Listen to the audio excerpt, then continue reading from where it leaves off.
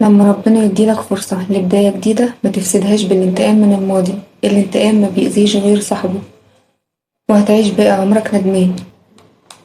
ما تحاولش تنسى حد بحد تاني لمجرد انك عايز تنتقم.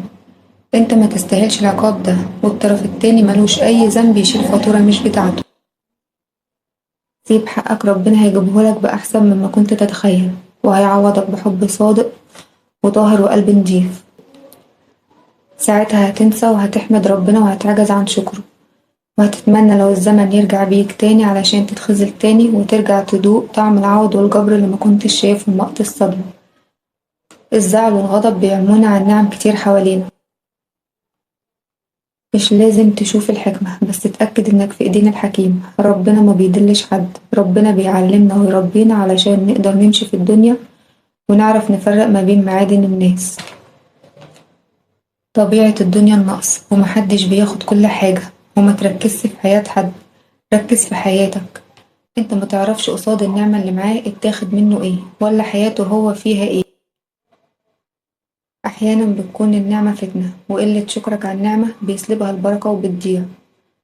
ارضى بما قسمه الله لك تكن اغنى الناس.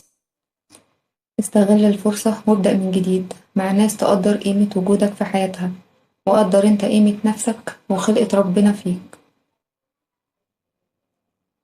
واحترم ضعفك وافهم نفسك وقدم لها الدعم. مش لازم تستنى من حد دعم، كده ممكن تستنى عمرك كله. نفسك هي أول حد لازم تدعمه، وساعتها هتقدر تقدم الدعم لأي حد وبحب، وهتعيش بنفس راضية. واتمنى الخير لغيرك. ربنا هو اللي بيقسم الأرزاق، احنا ما نقدرش نتدخل في حكمة ربنا. ربنا أعلم بينا من نفسنا. في آية جميلة ادعي بيها وقت زعلك: ربي إني أعوذ بك أن أسألك ما ليس لي به علم. وافتكر إن الانتقام ما بيأذيش غير صاحبه، وإنك بتعاقب نفسك مش الطرف التاني. ولو عايز تعاقبه سيبه للزمن واستعوض ربنا فيه، وعوضه جبر. وربنا يعوض أي حد عن أي حاجة راحت منه بالعوض اللي ينسيه أي حاجة مهما كانت غالية عنده. لكل قاعدة شواذ، نفس المبدأ ينطبق على حياتنا. مش علشان احنا طيبين يبقى لازم نقابل اللي يشبهنا. ربنا خلقنا مختلفين، دي سنن ربنا الكونية، علشان نتعلم ونكمل الناقص في حياتنا وشخصيتنا. الراجل مش بعمته، والست مش بإسدالها. الراجل بأخلاقه وعهده وكلمته، والست بأصلها الطيب واحترامها لنفسها. وزي ما الست ليها شرف، فالرجولة في حد ذاتها أعظم شرف. نقضت عهدك وأسأت في أخلاقك، فأنت هتكت شرفك ونزلت من قيمتك وموتت هيبتك.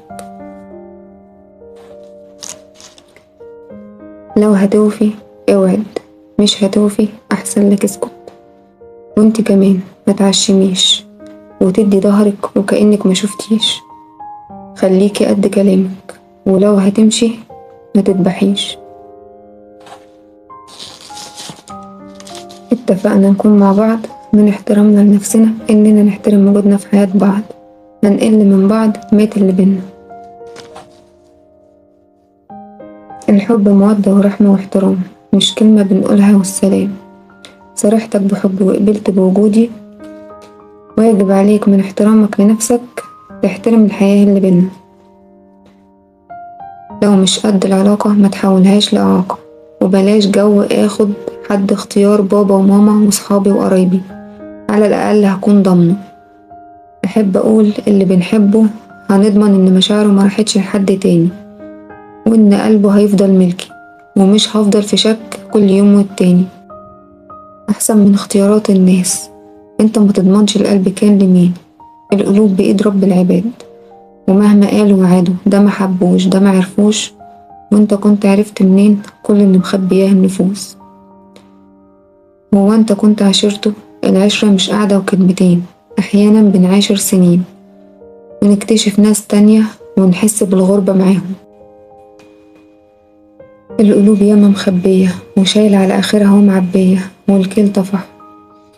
هونوها مش مستاهلة، هنعيشها مرة واحدة ونعيشها صادقين وعلى بعض رحمة. في الآخر كلنا ماشيين وهنتحاسب لو ظلمنا، والظلم ضلمة. فنوروا بصيرتكم بالحب والمودة والرحمة، من غيرهم الحياة بتتعقد وبتبقى ضلمة. لو هتوفي اوعد، مش هتوفي أحسن لك اسكت. وانت كمان متعشميش وتدي ظهرك وكأنك ما شفتيش. خليكي قد كلامك، ولو هتمشي ما تذبحيش. أحسن من اختيارات الناس، انت ما تضمنش القلب كان لمين. القلوب بإيد رب العباد، ومهما قالوا وعادوا ده ما حبوش ده ما عرفوش. وانت كنت عرفت منين كل اللي مخبياه النفوس.